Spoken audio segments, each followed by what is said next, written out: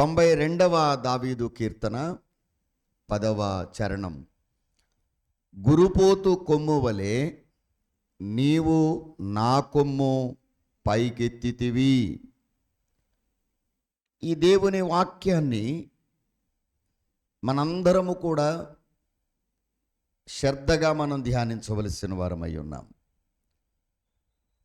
కొమ్ము అన్నప్పుడు అది బలమైనది,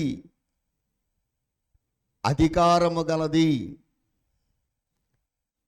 ఇంకా అభిషేకింపబడినది అని మీకు 7 భక్తుల వివరాలు కూడా మీకు నేను చెప్పడం జరిగింది. ఈరోజు రాత్రి 8వ భక్తుడి దగ్గర నుండి కొన్ని విషయాలను మనము ధ్యానము చేద్దాం. వ్రాయబడినటువంటి దేవుని వాక్యం నిర్గమకాండము 3వ అధ్యాయము 10వ వచన భాగాన్ని మనము చదువుదాం. రమ్ము, నిన్ను ఫరో యొద్దకు పంపెదను, ఇశ్రాయేలీయులైన నా ప్రజలను నీవు ఐగుప్తులో నుండి తోడుకొని పోవలెనెను.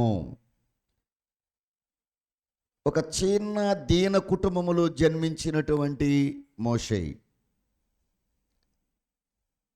మట్టి త్రొక్కి ఇటుకల లెక్కప్పచెప్పవలసినటువంటి బానిస బ్రతుకు కలిగిన కుటుంబములో జన్మించినటువంటి మోషే బహుభయంకరమైనటువంటి పరిస్థితుల మధ్యలో జన్మించిన ఈ మోషేను దేవుడు లక్షల మంది ఇశ్రాయేలీయులకు నాయకుడిగా చేశాడు. ఇతడెవరు అనంటే, మిద్యాను దేశములో ఒక అన్యుడైనటువంటి ఇత్రో మామ మందలను మేపుచున్న ఒక గొర్రెల కాపరి. ఒక సామాన్యమైనటువంటి గొర్రెల కాపరిగా బ్రతుకుచున్న ఈ మోషేను దేవుడు పిలిచి ఇశ్రాయేలీయుల విమోచకుడుగాను, ఇశ్రాయేలీయుల 12 గోత్రాలను నడిపించే నాయకుడుగా దేవుడు తన కుటుంబములో పైకెత్తుకున్నాడు. ఒక బలమైన నాయకత్వాన్ని, ప్రజలకు బలహీనుడుగా కనబడుతున్న మోషే, నేను నత్తివాడను, నోటి మాంద్యము గలవాడను అని మాట్లాడినటువంటి మోషే ఇంత గొప్ప నాయకుడిగా దేవుడే పైకెత్తినట్లుగా మనం చూడగలుగుతున్నాం. అంటే దేవుడు తాను అనుకున్నటువంటి వ్యక్తిని, తాను ఏర్పరచుకున్న వ్యక్తిని తన ఏర్పాటు కొరకు ఎలాగైనా సరే గొప్ప వ్యక్తిగా మార్చగలడు అనడానికి ఈ మోషే ఒక నిదర్శనం. దేవుని ప్రణాళిక నీ మీద ఉన్నప్పుడు, నువ్వు ఏ స్థితిలో ఉన్నప్పటికీ కూడా దేవుడు ఆ స్థితిలో నుండి నిన్ను లేవనెత్తగలడు. నీటి నుండి తీయబడిన వాడు ఎన్నో నీటి గండములను తప్పించాడు. కన్నీళ్లు విడుచుచు ఇశ్రాయేలీయుల కొరకు ప్రార్థన చేశాడు. చేదైన మారాలాంటి నీళ్లను కూడా మధురముగా తన ప్రార్థన ద్వారా మార్చగలిగాడు. అందుకే నేనంటాను, గురుపోతు కొమ్ము ఎంత బలమైనదో, ఇశ్రాయేలీయులకు మొట్టమొదటి ఏకైక నాయకుడు ఎవరు అనంటే మోషే. గురుపోతుకు 2 కొమ్ములు ఉండవు అని చెప్పాను రాత్రి. ఒక కొమ్ము మాత్రమే ఉంటుంది. ఇశ్రాయేలీయుల నాయకుడైన ఈ మోషే తన కుటుంబాన్ని బట్టి చూస్తే ఫ్యామిలీ బ్యాక్గ్రౌండ్ ఏమీ లేదు. ఫినాన్షియల్గా అంటే ధనపరంగా కూడా అంత గొప్పవాడేమీ కాదు. కానీ ఇతని సమర్పణ, ఇతని త్యాగమును చూచిన దేవుడు ఇతని పౌరుషాన్ని చూచిన దేవుడు దీన్ని సానబెడితే నా పనికి పనికొస్తాడు అనుకొని దేవుడు తన చేతుల్లోనికి మోషేని తీసుకున్నాడు. తీసుకున్న దేవుడు మోషేని ఇశ్రాయేలీయులకు నాయకుడిగా చేశాడు. కానీ ఒక రోజున మోషే పరిస్థితి ఏమిటి? 40 సంవత్సరాలు ఇంటికి దూరంగా, బంధువులకు దూరంగా, దేశానికి దూరంగా, ఐగుప్తి రాజభవన సుఖభోగ భాగ్యాలకు దూరంగా ఇత్రో ఇంటిలో ఆ మిద్యానులో పరదేశిగా, గొర్రెల కాపరిగా, ఒక రకంగా చెప్పాలంటే తనను గూర్చి తాను పరిచయం చేసుకోవడానికి కూడా వీలు లేని జీవితములో జీవించిన మోషే. కానీ నేటికి జీవగ్రంథములో ఆయనను తలంచకుండా ఏ ప్రసంగికుడు ప్రసంగం చేయలేడు. ఇంత గొప్పగా దేవుడు ఈ భక్తిపరుణ్ణి దీవించినట్లుగా మనం చూడగలుగుతూ ఉన్నాం. రెండవదిగా మనం చూస్తే న్యాయాధిపతుల గ్రంథము 6వ అధ్యాయము 14 నుండి 16 వచనం వరకు చూస్తే, అంతట యెహోవా అతని తట్టు తిరిగి బలము తెచ్చుకుని వెళ్ళి మిద్యానీయుల చేతిలో నుండి ఇశ్రాయేలీయులను రక్షించుము, నిన్ను పంపిన వాడును నేనే అని చెప్పగా, అతడు చిత్తము నా ఏలినవాడా, దేని సహాయము చేత నేను ఇశ్రాయేలీయులను రక్షింపగలను? నా కుటుంబము మనుష్య గోత్రములో ఎన్నికలేనిదే, నా పితరుల కుటుంబములో నేను కనిష్ఠుడనై ఉన్నానని ఆయనతో చెప్పాను. అందుకు యెహోవా, అయిననేమి, నేను నీకు తోడయుందును గనుక ఒకే మనుషుని హతము చేసినట్లు మిద్యానీయులను నీవు హతము చేయుదువని సెలవిచ్చాను. ఈ భక్తుడెవరు? గిద్యోను. పరాక్రమవంతుడు. కుటుంబములో, గోత్రములో, ప్రజల మధ్యలో ఏమాత్రము కూడా ఎన్నిక లేనివాడు, కనిష్ఠుడు. కానీ దేవుని ఏర్పాటులో ఉన్నవాడు. ఒక మాటలో చెప్పాలంటే బలహీనుని నుండి ఇశ్రాయేలును రక్షకునిగా చేశాడు ఈ గిద్యోనుని. ఇతడు బలహీనుడు. అయ్యా, ఏమాత్రము ఎన్నిక లేని వాడిని కదా, నా దగ్గర ఆయుధము లేదు, బలము లేదు, బలగము లేదు, సైన్యము లేదు, వ్యూహాలేమీ నా దగ్గర లేవు, నా ద్వారా ఎలాగూ అనంటే, నిన్ను పంపిన వాడనో, నీకు ఈ మాట చెప్పిన వాడనో నేనే కదా. ఇప్పుడు దేవుని మాటే ఒక ఆయుధము, దేవుని వాగ్దానమే నీకు ఒక ఆయుధమైతే, నీ ఎదుటగా నిలబడిన శత్రువు ఎంత బలమైన వాడైనా నీ కొమ్మును దేవుడు ఏం చేస్తాడు అనంటే పైకి ఎత్తుతాడు. అందుకే నేను అంటాను, దేవుని పనులు ధనముంటే అయిపోవు, జనముంటే అవ్వవు, బలముంటే జరిగిపోతాయి అనుకోవద్దు.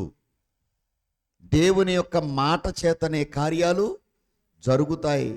అందుకని ఇక్కడ చాలా స్పష్టంగా 16వ వచనములో, నేను నీకు తోడయ్యుందును, ఒక్క మనుషుని హతము చేసినట్లు నువ్వేం చేస్తావు? ఒక మిద్యానీయుల సైన్యమంతటిని హతము చేస్తావు. ఎంత గొప్ప అభయ వాక్కుని ఈ బలహీనుని నుండి బలమైనటువంటి రాజులను ఓడించి ఇశ్రాయేలులను దేవుడు రక్షించాడు.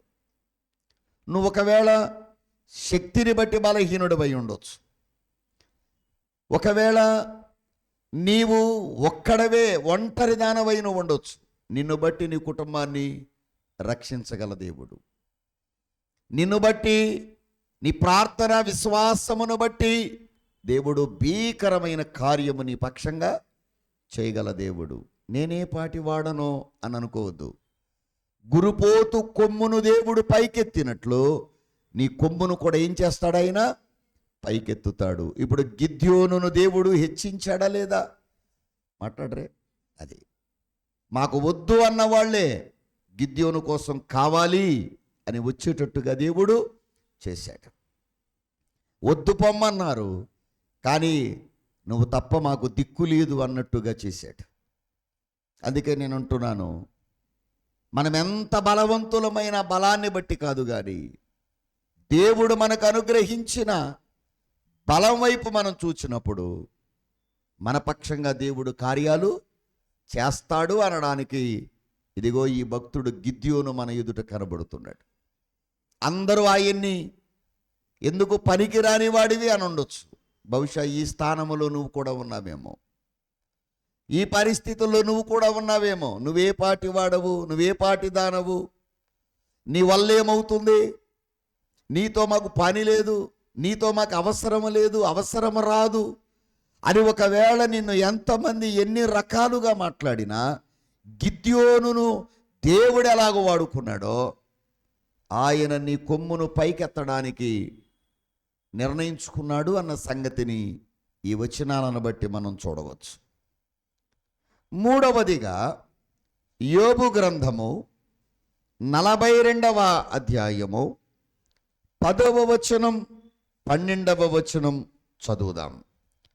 యోబు గ్రంథము 42 10వ వచనం చదువుదాం. మరియు యోబు తన స్నేహితుల నిమిత్తము ప్రార్థన చేసినప్పుడు యెహోవా అతని క్షేమస్థితిని మరలా అతనికి దయచేసెను. మరియు యోబునకు పూర్వము కలిగిన దానికంటే రెండంతలు అధికముగా యెహోవా అతనికి దయచేసెను. 12వ వచనం, యెహోవా యోబును మొదట ఆశీర్వదించినంత కంటే మరి అధికముగా ఆశీర్వదించెను. అతనికి 14,000 గొర్రెలు, అంటే ముందెన్నున్నాయి 7,000 గొర్రెలు ఉన్నాయి. తర్వాత ఎన్ని ఒంటెలు ఉన్నాయి ముందు? మరి 3,000. ఇప్పుడు ఎన్ని ఉన్నాయి? 6,000. తర్వాత అంటే ముందు ఎన్ని జతలు ఉన్నాయి? 500 జతలు ఉన్నాయి. ఇప్పుడు చెప్పండి, 1000 జతల ఎడ్లను 1000 ఆడుగాడిదలను కలిగెను. మరియు అతనికి 7 కుమారులను 3 కుమార్తెలను కలిగిరి. అంటే చూడండి, యోబు యొక్క పరిస్థితిని మీరు అర్థం చేసుకోండి. యోబు వారి పిల్లలకు డాబు నేర్పలేదు, భక్తి నేర్పాడు. అందుకే మన పిల్లలకు డాబు సరి డాంబికత్వం నేర్పొద్దు. యోబు వలె నీతికి నిలువెత్తుగా మనము నిలబడగలిగితే ఖచ్చితంగా దేవుడు శ్రమల మధ్యలో నిన్నాయన నడిపిస్తాడు, శ్రమలో నుండి నిన్ను విడిపిస్తాడు, శ్రమల మధ్యలోనే నిన్ను కనుగొని నీకు కావలసిన వాటిని దేవుడు చేసి పెడతాడు అన్న సంగతి మనము యోబును బట్టి నేర్చుకోవచ్చు. నేను యూట్యూబ్లో కూడా యోబును గురించి చెప్పాను, కావాలంటే దాన్ని ఒక్కసారి ఫాలో చేసుకోండి. దేవుడిచ్చిన భాగ్యములో యోబుకు చివరిలో దేవుడు ఏమిచ్చాడు? రెట్టింపు ఆశీర్వాదాన్ని.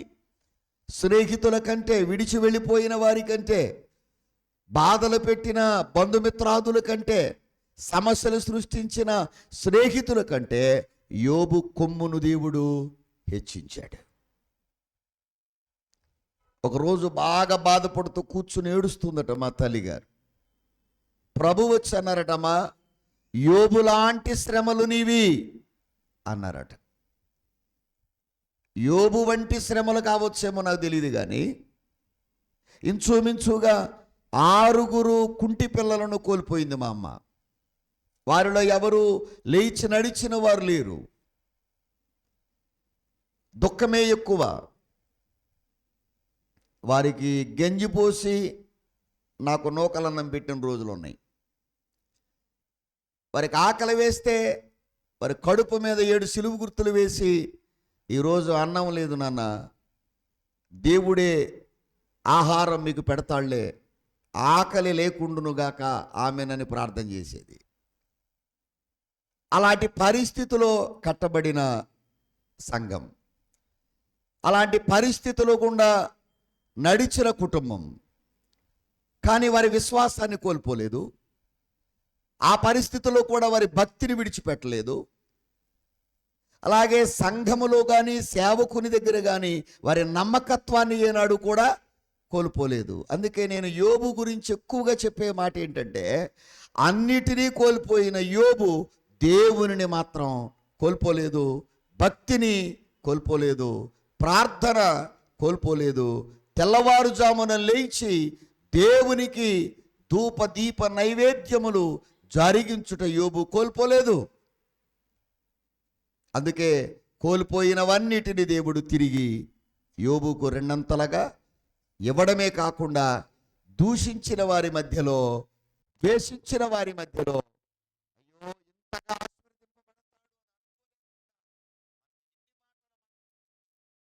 అన్నవారు సిగ్గుపడేటట్టుగా దేవుడు యోబు కొమ్ముని ఏం చేశాడు? మరలా తిరిగి యోబు బలాన్ని యోబుకిచ్చాడు, యోబు అభిషేకాన్ని యోబుకిచ్చాడు. తిరిగి మరలా యోబు పోగొట్టుకున్న వాటిని పొందుకునేటట్టుగా ఆయన యొక్క విశ్వాసము ఆయన్ని ముందుకు తీసుకెళ్ళింది. అందుకే మీ అందరికీ చెప్తున్నాను, దయచేసి చిన్నవారిని దూషించొద్దు, భేదవారని వారిని ద్వేషించి తక్కువ చూపు చూడొద్దు. ఒకవేళ ఆకాశమందున్న దేవుడు వారిని ఎక్కువ చూపు చూచిన రోజున తక్కువగా చూసిన మీరందరూ తలదించుకోవలసిన పరిస్థితి ఏర్పడుతుంది. అందుకే మనీని కాదు కానీ మనిషిని మనిషిగా ప్రేమించడం, వ్యక్తిత్వాన్ని గౌరవించడం నేర్చుకోండి. అందుకే ప్రియదేవుని పిల్లలారా, కట్టిన వస్త్రాన్ని బట్టి మనం ప్రేమించడం క్రైస్తవ సంఘాల్లో ఈ రోజున పరిపాటిగా కనబడుతుంది. వారు వచ్చే వాహనాన్ని బట్టో, కట్టే చీరను బట్టో, వారు కట్టుకున్న గృహాన్ని బట్టో, వారు కలిగి ఉన్న దానిని బట్టి ప్రేమిస్తున్నారు. లేదు లేదు, నేనంటాను, వారికి ఏమున్నా లేకపోయినా వారి దగ్గర భక్తి ఉంటే ప్రేమించాలి, వారి దగ్గర విశ్వాసం ఉంటే ప్రేమించాలి, వారి దగ్గర నమ్మకత్వం ఉంటే ప్రేమించాలి. అందుకనే దైవజనుడు మరి బహుశా చౌదరి పురుషోత్తం గారు అనుకుంటా పాటలు అంటాడు, కడుబేదవాడనంధుడను దౌర్భాగ్యుడను, ఏమండి, పడిపోయి చెడి ఉన్నాను, రక్షణ లేనివాడు భేదవాడే అన్నారు మన దైవజనుడు దేవదాసయ్య గారు. అందుకే నేనంటాను, నీకెంత గొప్ప ఆస్తున్నా రక్షణ లేకపోతే, నీకెంత గొప్ప ఆరోగ్యం ఉన్నా ఆత్మీయత లేకపోతే నువ్వు భేదవాడివే అన్న సంగతి ఈ భక్తుని ద్వారా మనం తెలుసుకోవచ్చు. సుమారుగా నాకు తెలిసి, తక్కువ ఎక్కువ ఒకవేళ అటు ఇటుగా చెప్తే క్షమించండి, సుమారుగా 64 ప్రశ్నలు పైన దేవుడు యోబును సంధించాడు. ఏ ఒక్క ప్రశ్నకు కూడా యోబు తిరిగి సమాధానం చెప్పలేకపోయాడు. అందుకే దైవజనులు అన్నారు కదా, తన జన్మమునే తాను శపించుకున్నాడు కానీ ఎన్నడూ దేవుణ్ణి ఏమి అని ఎరగడు. ఎంతటి దొడ్డ బుద్ధి అంటే మంచి బుద్ధి యోబుది. మనం చిన్నదానికి కానిదానికి ఏమండి దేవుణ్ణి దూషిస్తాం, సంఘాన్ని ద్వేషిస్తాం, సేవకుడు నా కొరకు సరిగా ప్రార్థన చేయలేదు అంటాం, ఇన్ని కష్టాల్లో ఉంటే మమ్మల్ని దర్శించలేదు అని అంటాం.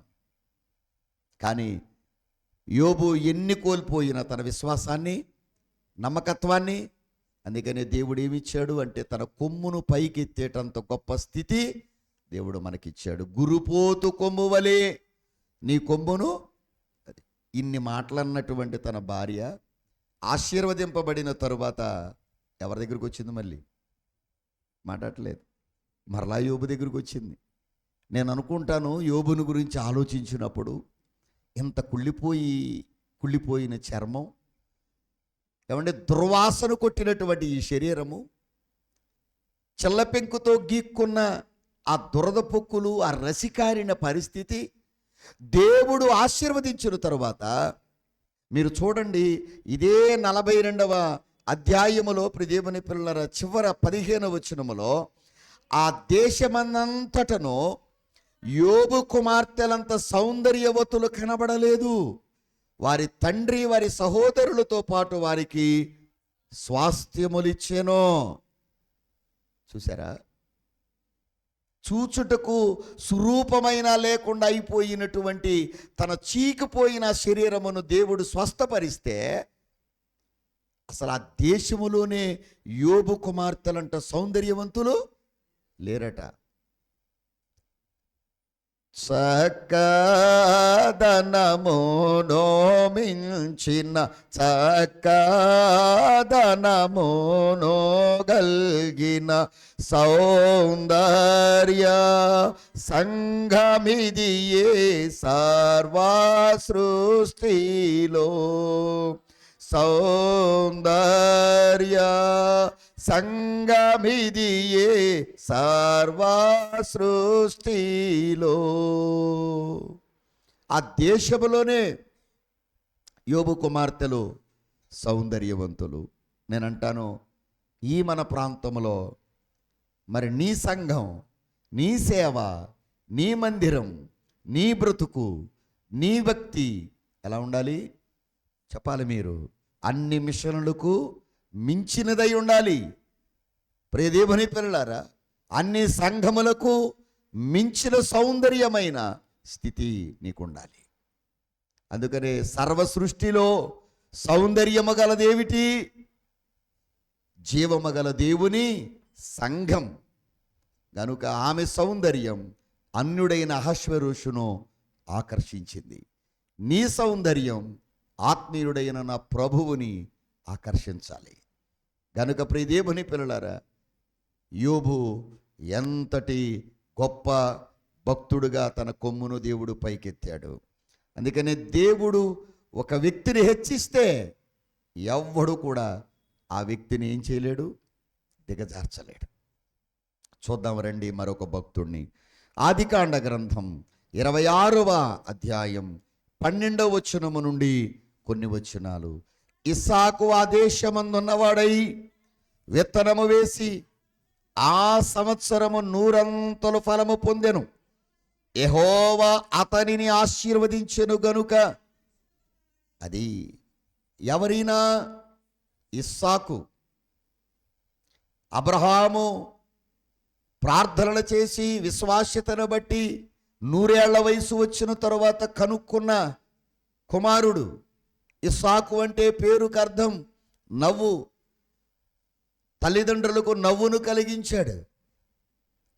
ఆయన మాట వల్ల కావచ్చు, ప్రవర్తన వల్ల కావచ్చు, వినయము వల్ల కావచ్చు, విధేయత వల్ల కావచ్చు. పాత నిబంధన ఇస్సాకు, క్రొత్త నిబంధన క్రీస్తు యేసయ్యకు సాదృశ్యంగా కనబడుతున్నాడు.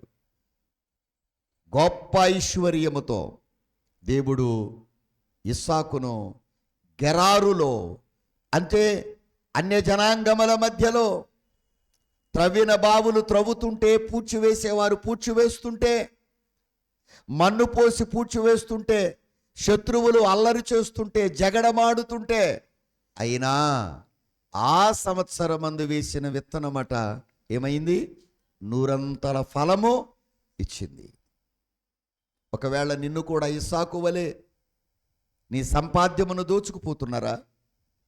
ఒకవేళ నీ కష్టార్జితాన్ని అపవాది దోచుకుపోతున్నాడా? నీతో ప్రతిదినము వాడు జగడమాడుతున్నాడా? ఇస్సాకు వలె నీవు కూడా వినయముతో ఉండగలిగితే గొప్ప ఐశ్వర్యవంతుడిగా దేవుడు నిన్ను ఆశీర్వదిస్తాడు. ఆ వచనాల్లో మనందరం కూడా గుర్తుపెట్టుకోవలసిన మాట ఏంటో తెలుసా? యెహోవా అతనిని ఆశీర్వదించెను గనుక. ఆ మనుషుడు అంటే ఒక వ్యక్తి గొప్పవాడవ్వాలంటే ఎవరు ఆశీర్వదించాలి? అది మనుషులు ఎంతమంది శపించినా, మనుషులు ఎంతమందిని మీద ఈర్ష్యపడిన, అసూయపడిన, నీ పంటను పాడు చేసిన, నీ సంఘాలను పాడు చేసే గుంటనక్కల వంటి వారు నీకు మధ్యలోనికి చేరిన, నిన్ను దేవుడు గొప్ప చేయటం మొదలు పెడితే ఎవడు దాన్ని, మరలా చెప్తున్నాను, తర్వాత వచ్చిన అతడు మిక్కిలి గొప్పవాడగు వరకు. అది అందుకనే ఒక్కసారి వద్దు, రాత్రికి రాత్రి గొప్పవాళ్ళు అయిపోవాలనుకోవద్దు. రాత్రికి రాత్రే నేను పెద్దవాడిని అయిపోవాలి అనుకోవద్దు. సేవలోనైనా సంఘములోనైనా క్రమక్రమముగా. అమ్మ, పుట్టగానే మీ పిల్లలు 6 అడుగులు అయిపోతే, ఉద్యోగం రాగానే ప్రియదేవుని పిల్లల మీ జీతం 2 లక్షలు చేసి నెల నెలా ప్రియదేవుని పిల్లల 10,000 తగ్గించుకుంటూ వస్తే, నేనంటాను క్రమక్రమముగా ప్రార్థనలో ఎదగండి, క్రమక్రమముగా సన్నిధిలో ఎదగండి, క్రమక్రమముగా వాక్యములో ఎదగండి, క్రమక్రమముగా చెప్పండి మీ కుటుంబ జీవితంలో ఎదగటం నేర్చుకోండి. ఎదిగే వాటిని చూస్తే ఈ లోకములో ఉన్న ఎదగని వారి అందరూ ఏడుస్తారు. కానీ నేనంటాను, నీ ఎదుగుదల వారికి ఏడ్పిస్తుందేమో, కానీ నేనంటాను దేవుని సన్నిధిలో నువ్వు కన్నీరు కార్చితే నీ కన్నీరు నువ్వు సంతోషమనే పంటను కోయటానికి కారణం అవుతుందని ప్రభువు పేరట మీకు తెలియచేస్తున్నాను. నేను చాలా పొడి మాటలు చెప్తున్నాను, మర్మాలేం బోధించట్లేదు. తర్వాత మాట 14వ వచనం వరకు చదివితే, అభివృద్ధి పొందుచూ వచ్చెను, అతనికి గొర్రెల ఆస్తియు గొడ్ల ఆస్తియు దాసులు గొప్ప సమూహమును కలిగినందున ఫిలిష్తీయులు అతని యందు, నీ మీద చెప్పాను కదా, ఎంతమంది అసూయపడినా ఇశ్రాయేలీయుల మీద ఎప్పుడు కూడా ఐగుప్తీయులు, అమాలేకీయులు, చెప్పండి ఫిలిష్తీయులు, మిద్యానీయులు, వీళ్ళందరూ ఏం పడతారు? అసూయ పడతారు, అసహ్యపడతారు. ఆత్మీయుల మీద ఆత్మీయత లేని వారు అసహ్యపడతారు, అసూయ పడతారు. సన్నిధి చేసేవారి మీద సన్నిధి చేయని వారు అసూయ పడతారు. పరిచర్య చేసేవారి మీద పరిచర్య చెయ్యని వారు అసూయ పడతారు. వరములు కలిగిన వారి మీద వరములు లేని వారు అసూయ పడతారు. క్రమాలు పాటించని వారు క్రమాలు పాటించే వారి మీద అసూయ పడతారు. ఫిలిష్తీయులు చెప్పండి, ఇతను పెరిగిన ఆస్తిని బట్టి ఏమయ్యారట? చూసారా? అంటే అసూయ పడేటంత ఆస్తిని దేవుడు ఎవరికి ఇచ్చాడు? ఇస్సాకుకి ఇచ్చాడు. ఒక మాట చెప్తాను, జాగ్రత్తగా మీ హృదయాల్లో పెట్టుకోండి. కొంతమంది అబ్రహాము కాలములో ఆ బావులు త్రవ్వడానికి, ఆ పొలాలు పండించడానికి సహాయం చేశారు. అబ్రహాము కాలములో సహాయము చేసిన ఆ స్నేహితులే అబ్రహాము కుమారుడై ఉన్న ఇస్సాకు వచ్చే సమయానికి వాళ్ళే శత్రువులుగా మారారు. నా గురించి నేనే మాట్లాడతాను. నన్ను ప్రేమించిన వారందరూ కూడా నా వెనక వచ్చే వారిని ప్రేమించుతారు అని నువ్వు నమ్మాల్సిన అవసరం లేదు. ఎందుకని మాట్లాడలేదు? పెరిగిన దాన్ని బట్టో, కలిగిన దాన్ని బట్టో, చూచేదాన్ని బట్టో, మనం చూస్తున్నప్పుడు పడే కష్టం గుర్తుకు రాదు ఎవరికి? మాట్లాడరే. తెల్లవారులు నిద్ర మానడం వాడి వల్ల అవ్వదు. తెల్లవారులు నిద్ర మాని నేను వచ్చేసరికి మీటింగులకి వెళ్ళి 2 అవుద్ది, ఒక రోజు 3 అయిపోద్ది, ఒక రోజు 4 అయిపోద్ది. మధ్యలో ఒకవేళ ఒక అర్ధగంట గంట సేపు ప్రయాణం చేసే అవకాశం ఉంటే 2 మీటింగులు కూడా డేట్లు ఇస్తాను నేను. వాక్యాన్ని పంచాలి, శక్తి ఉండగానే, బలం ఉండగానే. కొంతమంది నన్ను అంటారు, అలసిపోతున్నావు కదా. మొన్న ఒక ఆవిడ అంటుంది, అయ్యగారు మీ ముఖం చాలా అలసిపోయినట్టు కనపడుతుంది కెమెరాలో అంది. అప్పుడు నేను అన్నాను, ఏ ముఖంతో ఉంటే ఆ ముఖంతోనే వస్తానమ్మా, రంగు వేయనని చెప్పా. దేవుడికి మహిమ కలుగును గాక. అది ఇంకా వేరే ముఖం ఎక్కడి నుంచి తేను? అది ఒకవేళ కెమెరా కోసం తెచ్చుకున్నా అది అద్దె ముఖం, మనకి మాట్లాడలేదు. అది మళ్ళీ అద్దె కట్టాలిగా, ఎందుకు అవన్నీ మనకు అవసరం లేదు. గనుక ఇక్కడ కూడా మీరు చదివినటువంటి ఆ 12వ వచనము నుండి 14వ వచనం వరకు మీరు చూస్తే, ఆ దేశమందున్నవాడై ఎలాంటి దేశంలో ఉన్నాడు? దేవుని పిల్లలారా, ఆ పై వచనాల్లో మీరు చదువుకోండి. దేవుడిచ్చినటువంటి గొప్ప భాగ్యాన్ని బట్టి ఆ మాటలన్నీ మీకు కనబడుతూ ఉంటాయి. ఇప్పుడు ఇస్సాకు కొమ్మును దేవుడు ఆ సంవత్సరమందు, ఆ సంవత్సరమేనా మిగతా సంవత్సరాలన్నీనా, తన బ్రతుకు కాలమంతా కూడా ఇస్సాకు యొక్క కొమ్మును దేవుడు ఒక గురుపోతు కొమ్ములాగా చెప్పండి పైకెత్తాడు. నీతో పోయేది కాదు దేవుడిచ్చే ఆశీర్వాదం. తరాలు మారినా, యుగాలు మారినా, ఒకవేళ వాగ్దానం పొందిన ఆ మనిషి భూమి మీద లేకపోవచ్చు, కానీ మనిషి అనలేంలే, వాగ్దానమును పొందిన ఆ భక్తుడు భూమి మీద లేకపోయినా వాగ్దానం మాత్రం ఆ భక్తి పరుల యొక్క పిల్లల్ని వదలదు. నీతిమంతుడు, ప్రదేమని పిల్లలారా, ఎన్నిసార్లు పడిపోయినా తిరిగి లెగుస్తాడు. నీతిమంతుల పిల్లలు ఏనాడు భిక్షము ఎత్తరు. గనుక దేవుని సన్నిధిలో మీ అందరికీ చెప్తున్నాను, గొప్ప ఐశ్వర్యముతో దేవుడు ఇస్సాకును ఆశీర్వదించాడు. గనుక ఐశ్వర్యము అన్నప్పుడు మీ అందరికీ తలంపులోకి వచ్చేది ఏమిటి అనంటే ధనము, ఆస్తి. ఒకవేళ ఇక్కడ వ్రాయబడింది కదా, గొర్రెలు, గుడ్లు, దాసులు, సమూహాలు, ఇవన్నీ అని మీరు అనుకోవచ్చు. ఒకవేళ వ్రాయబడినట్లుగా ఇవి వాస్తవమే అయినా నేనంటాను, ప్రియ దేవుని పిల్లలారా, దేవుడు నీకిచ్చిన దర్శనము, దేవుడు నీకిచ్చిన వాగ్దానము, దేవుడు నీకిచ్చిన వరము, దేవుడు నీకు ప్రేమించి ఇచ్చిన ప్రతిదీ కూడా ఐశ్వర్యమే. ఐశ్వర్యం, వాక్యము ఐశ్వర్యం, దర్శనం ఒక ఐశ్వర్యం. దేవుడు నిన్ను ఎందరో ఉండగా నిన్ను పిలిచి తన పనిలో పెట్టుకున్నాడు కదా, ఆయన ఐశ్వర్యం అది. అందుకని ఐశ్వర్యం అంటే మీరు కొలత భూమి మీద ఉన్న ధనభోగ భాగ్యాలు, మేడల మిద్దెలు, అధికారాలు, దీనికి ఐశ్వర్యం అని మీరు ఆపాదించొద్దు దయచేసి. ఒకవేళ అలా ఉంటే ఆపాదించుకోండి, తప్పులేదు, కానీ దాన్ని కూడా ఐశ్వర్యం అంటున్నారు ఈ భూమి మీద. కానీ నేనంటాను, ఐశ్వర్యము అంటే దేవుడు నీకు ఇచ్చే ఆయుష్కాలం. ఐశ్వర్యం అంటే దేవుడు నీకు ఇచ్చే ఆరోగ్యం. ఐశ్వర్యము అంటే దేవుడు నీకు ఇచ్చే సమాధానం. ఐశ్వర్యము అనంటే దేవుడు నీకు ఇచ్చే ఆనందం. ఇంకా చెప్పాలంటే పీస్ ఆఫ్ మైండ్, మనశ్శాంతి.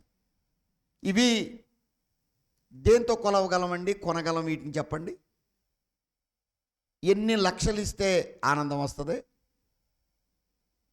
మనశ్శాంతి వస్తుంది?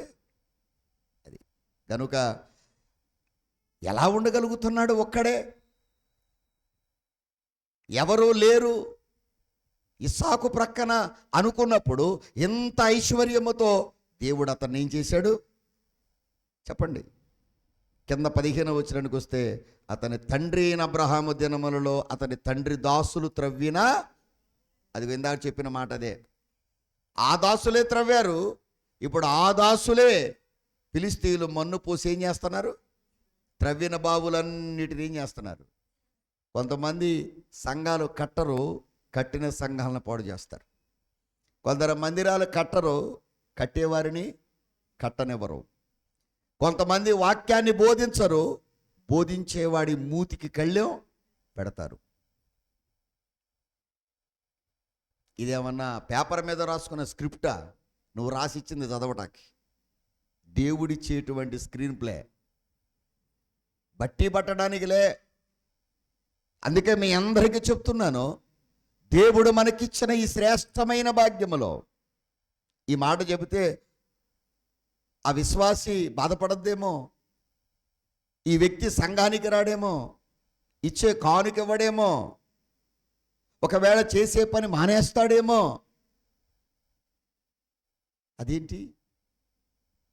నీకు నేను తోడై ఉన్నాను అన్నాడు కదా, మనుషులు నీకు తోడై ఉంటారన్నాడా? అసలు నిన్ను పిలిచినప్పుడు సంఘం ఏది? నీకు దేవుడు తన తోటలో పని అప్పగించినప్పుడు విశ్వాసులేరి? నిన్నుగా కదా దేవుడు పిలిచింది. మాట్లాడరే? నిన్నుగా దేవుడు పిలిచాకే కదా ఒక సంఘం ఏర్పడింది.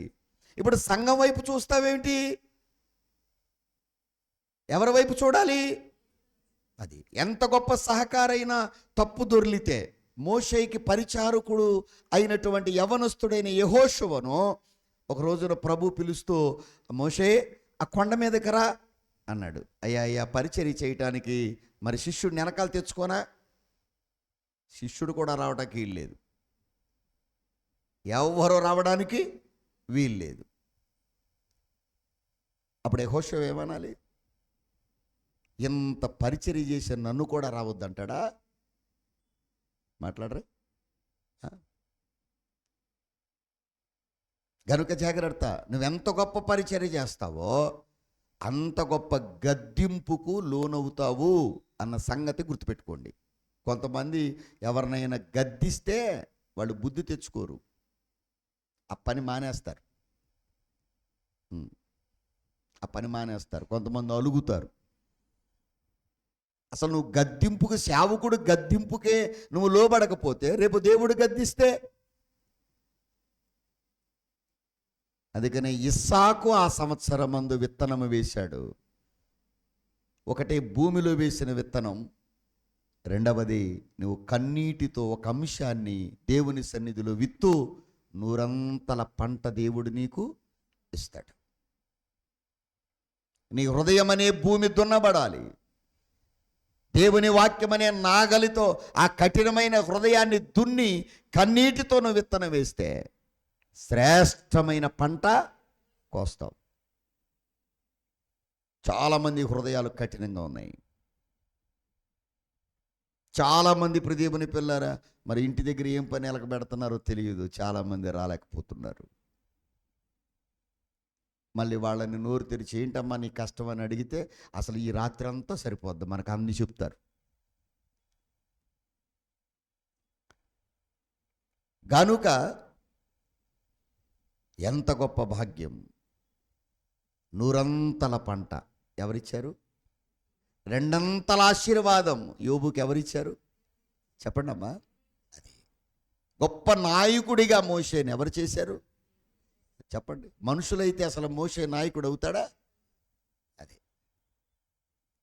అందుకే మీరందరూ కూడా గుర్తుపెట్టుకోండి ఇవన్నీ. ఆదికాండ గ్రంథం 30వ అధ్యాయం 43వ వచనాన్ని మనం చదువుదాం. చివరి వచనం, ఆ ప్రకారం ఆ మనుష్యుడు అత్యధికముగా అభివృద్ధి పొంది విస్తారమైన మందలు, దాసీలు, దాసులు, ఒంటెలు, గాడిదలు గలవాడాయను. అపై 42వ వచనం, మంద బలహీనమైనప్పుడు పెట్టలేదు, అట్లు బలహీనమైనవి లాబానుకును బలమైనవి యాకోబునకును వచ్చెను. అంటే మీకు అర్థం అవడానికి ఆయన ఎవరో చదివిచ్చాను. ఇప్పుడు ఈ భక్తుడు ఎవరు? యాకోబు.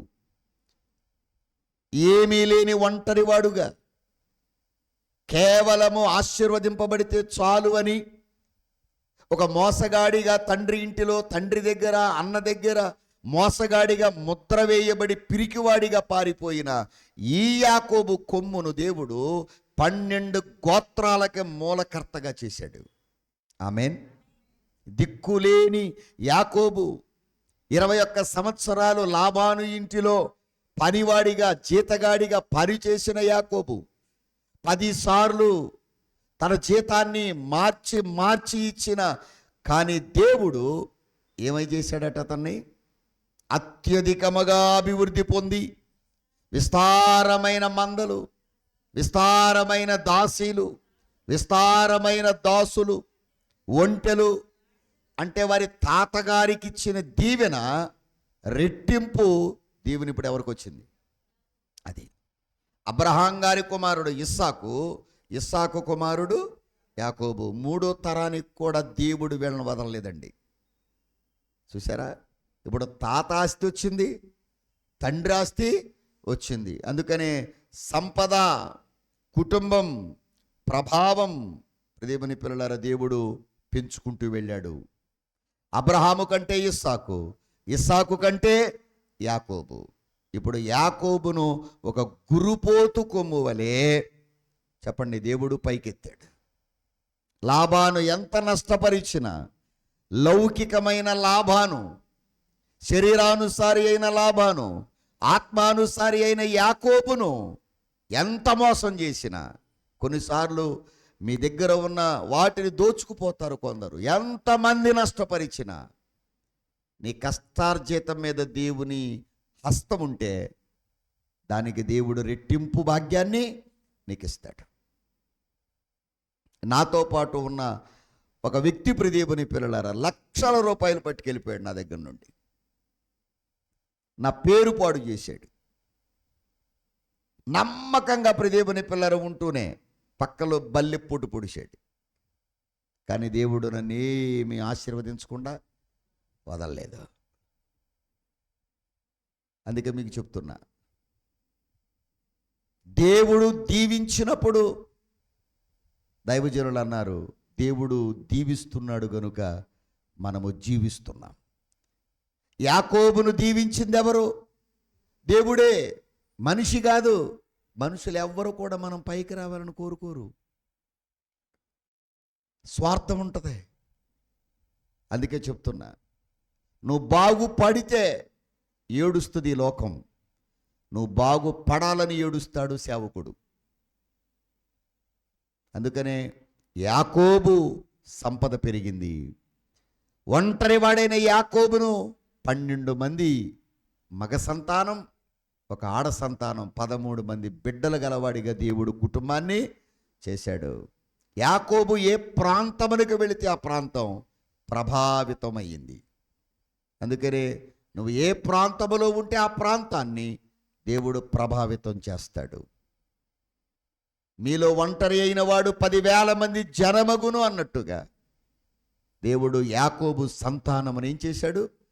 గొప్ప చేశాడు. యాకోబును దేవుడు, చెప్పండి, ఒక బలమైన కుటుంబీకుడిగా, ఒక బలమైన సంపద గలవాడిగా, యాకోబు దేవుడు యాకోబు పక్షమున ఉన్నాడు గనుక యాకోబును, యాకోబు కుమారులను ఎవ్వడు ఏమీ అనలేకపోయాడట.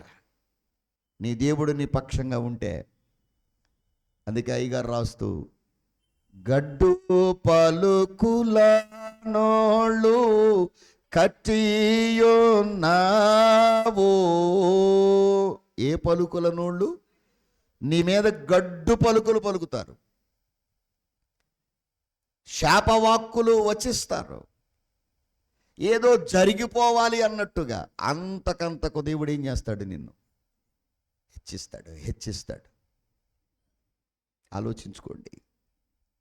అందుకే దేవుని వైపు మీరు చూడటం నేర్చుకోండి. యాకోబు మోసగాడు అని అంటున్నారు, కానీ మోసగాడని ఎక్కడా దేవుడు అన్నాడు చెప్పలేదు. అసలు ఆ మోసం చేసింది కూడా, చేయమన్నది కూడా తల్లే తప్ప యాకోబు కాదు. ప్రేరేపించారు. కొన్నిసార్లు ఇతరులు నిన్ను ప్రేరేపిస్తారు. ఒకవేళ మాటల్లో, క్రియల్లో, పనుల్లో, పరిచర్యలో, నీకు దేవుడు అప్పగించిన పనిలో నువ్వు మోసం చేయొద్దు. సేవకుడు నీకు ఏదైనా పని అప్పగించాడు అనుకోండి, నువ్వేం చేయొద్దు? మోసం చేయొద్దు. నీ చాలామంది దగ్గర అలా చెప్పే విరోధం అయిపోయా. ఎందుకురా పెద్దల ముందు నటిస్తారు? అలా నటించకండి. ఎలా ఉంటున్నావో అలాగే ఉండు.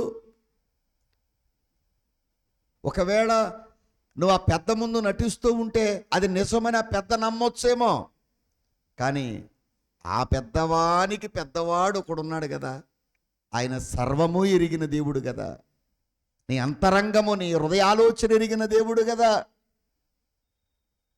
కొంతమంది చూడండి, ఎంత తిన్నా నీరసంగానే ఉంటారు. కొంతమంది ఎంతున్నా లేనట్టే మాట్లాడలేదు. మీరు లేనట్టే. సమాజానికి అట్ట కనపడాలండి పాస్టర్ గారు, నాకు అలా కుదరదండి. దేవుడు నీకు ఇచ్చినటువంటి అభివృద్ధిని మంచం కింద, కొంచెం కింద నువ్వు పెట్టొద్దు. అది దేవుని నామానికి మహిమకరంగా ఉండాలి. దేవుడు మంచి వస్త్రం ఇచ్చాడు, కట్టుకుని మందిరానికి రా. మంచి వాహనం ఇచ్చాడు, వేసుకుని మందిరానికి రా. మంచి కుటుంబాన్ని దేవుడు ఇచ్చాడు, చక్కగా బంధువుల ఇళ్ళకి తీసుకెళ్ళటం కంటే దేవుని ఇంటికి తీసుకురావడం మంచిది. ఇదే స్థలంలో కరెంటు లేనప్పుడు కిరసనాల బుడ్డి దీపాలు ఉండేవి. మమ్మల్ని అందరినీ మా పిల్లల బ్యాచ్ అందరినీ వెనకాల కూర్చోబెట్టి ఒక దీపాల బుడ్డి పెట్టి అక్కడ హోంవర్క్ చేసుకోమనే వాళ్ళు ఇక్కడేమో ఇసుకలో మోకరించి ప్రార్థన చేసేవాళ్ళు. ఒకవేళ మీ బిడ్డలకు హోంవర్క్ ఉందనుకోండి, ఆ స్కూల్ బ్యాగ్ తీసుకుని మందిరానికి తీసుకొచ్చేయండి. వాళ్ళు చక్కగా మందిరంలో కూర్చొని ఏం చేస్తారు? హోంవర్క్ చేస్తారు. రేపొద్దున ఏదో ఒక మాట, దేవుని మాట వారి చెవిలో పడుద్ది.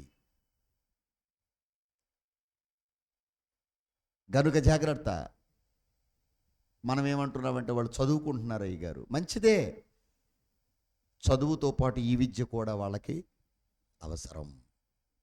మంచిది ప్రియదేవుని పిల్లలారా. తర్వాత నెహెమియా గ్రంథము 2వ అధ్యాయము 8వ వచనాన్ని చదువుదాం. పట్టణ ప్రాకారమునకును మందిరముతో సంబంధించిన కోట గుమ్మములకును నేను ప్రవేశింపబోవు ఇంటికిని దూలములు మ్రానులు ఇచ్చున్నట్లుగా రాజుగారి అడవులను కాయు ఆసాపునకు ఒక తాకీదును ఈడని అడిగితిని. అలాగూ నాకు తోడుగా ఉండి నాకు కృప చూపుచున్న నా దేవుని కరుణాహస్తము కొలది రాజు నా మనవి ఆలకించెను. ఎవరైనా? నెహెమియా. ప్రియదేవుని పిల్లలారా, రాజు అనుగ్రహముతో యెరూషలేము ప్రాకారమును కట్టించాడు. అందుకే నేను అంటాను, నెహెమియా ఒక్కడే చిన్న ఉద్యోగం చేసుకుంటూ ఉన్నాడు.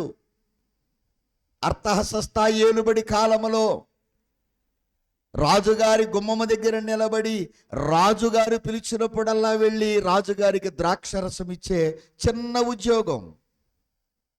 ఈ ఉద్యోగస్తుడు ఏం చేశాడు?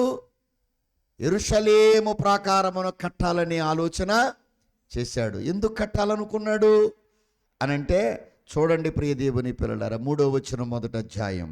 వారు చెరపట్టబడిన వారిలో శేషించిన వారు ఆ దేశములో బహుగా శ్రమను నిందను పొందుచున్నారు.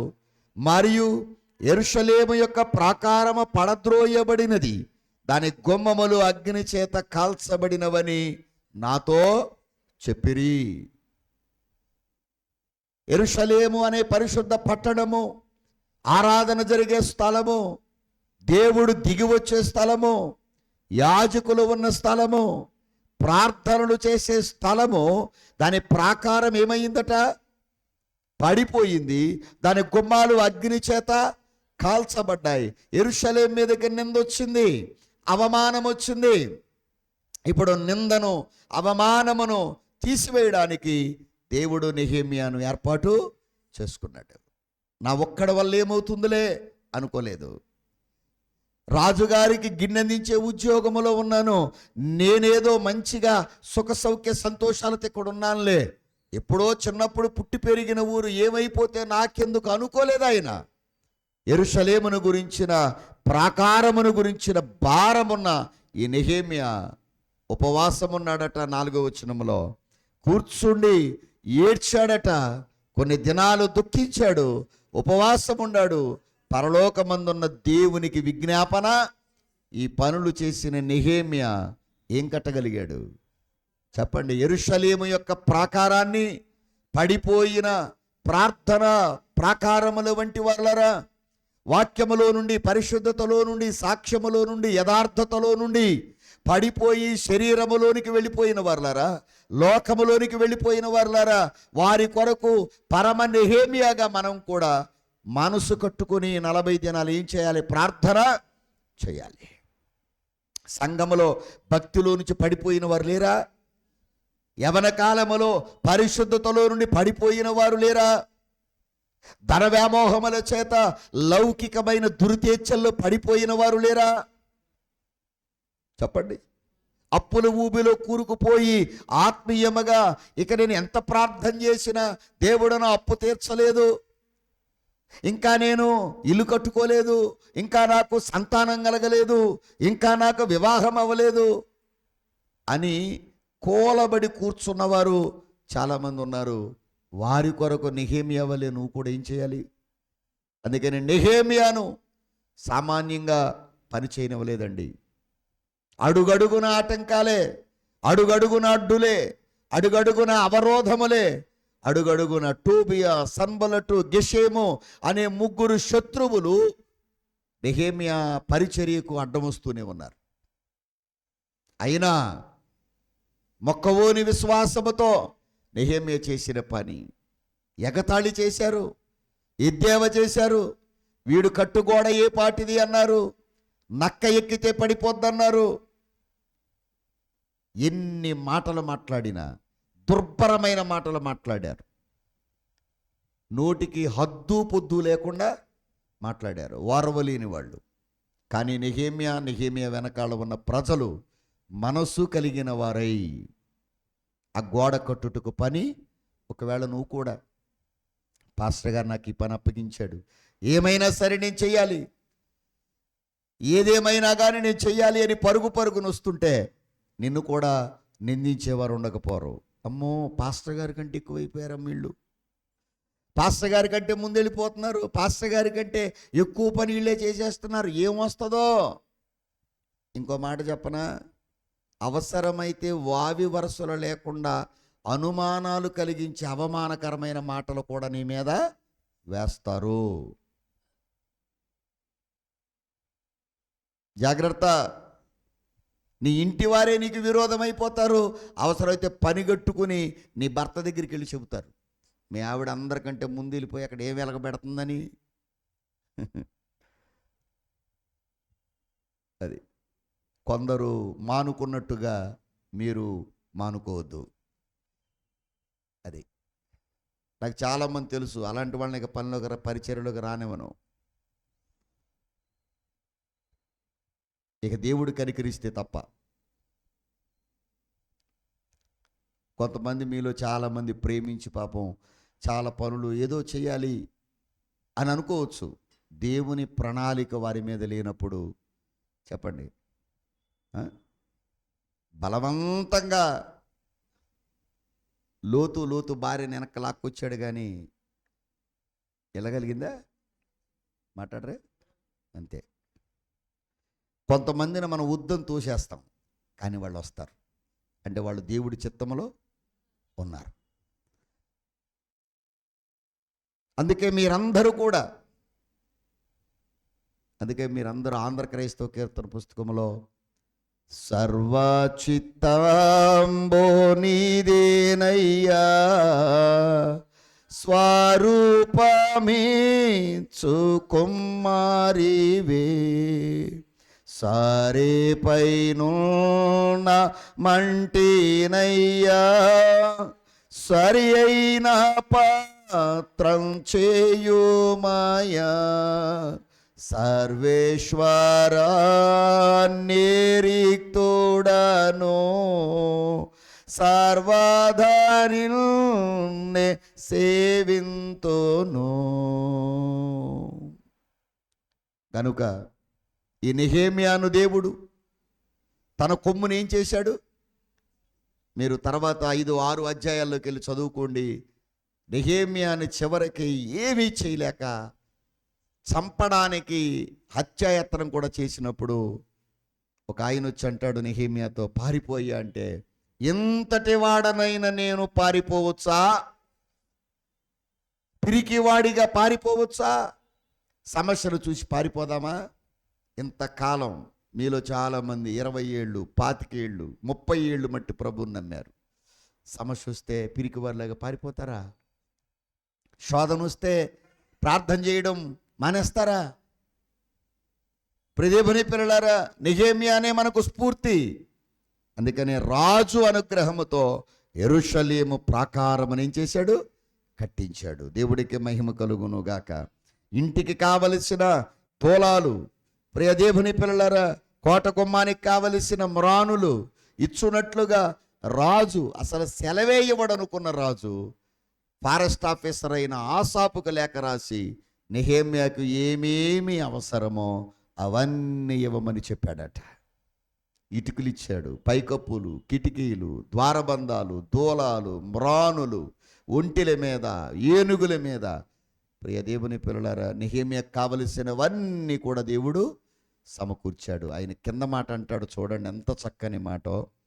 నాకు తోడుగా ఉండి నాకు కృప చూపుచున్న నా దేవుని కరుణాహస్తము కొలది రాజు నా మనవి. అది 2వ అధ్యాయం 8వ వచనం. ఎవరు నాకు కృప చూపింది? రాజు కాదు, దేవుడే. కృప ఉచితం కనుక నా దేవుని ఏ హస్తం? అది కరుణాహస్తము కొలది రాజు నా మనవి. అది ఇప్పుడు కొమ్ము పైకెత్తాడా లేదా నెహెమ్యా? అది తర్వాత ఇంకొక 2 విషయాలు చెప్పి నేను ఈ భాగాన్ని ముగిస్తాను.